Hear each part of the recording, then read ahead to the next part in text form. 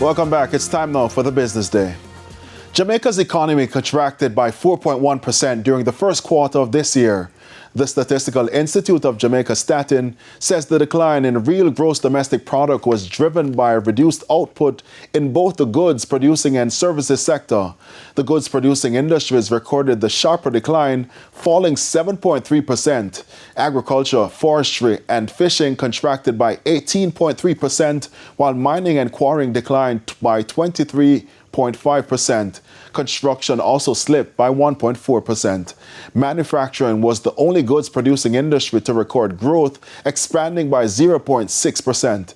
Financial and insurance activities was the only services industry to record growth, increasing by 2.9%.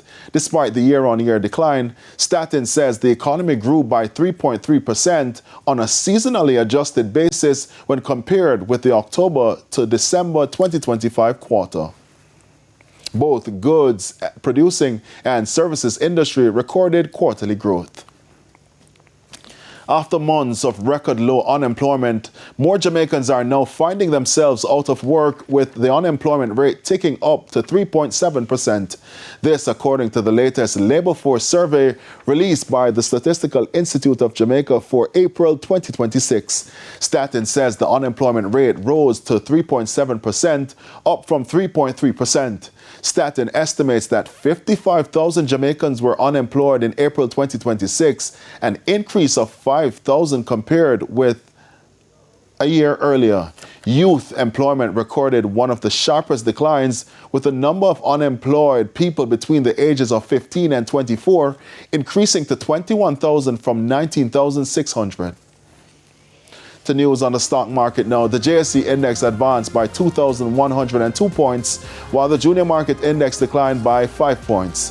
The winners include Caribbean Cream, 138 Student Living Jamaica Variable Preference Shares, Margaritaville Turks, Epley Limited 7.25% preference shares, and QWI Investments. The losers include Cygnus Real Estate Finance US dollar shares, Jamaica Stock Exchange, Jamaica Public Service 7%, Honeybun, and AS Bryden & Sons Holdings, 15 stocks traded firm.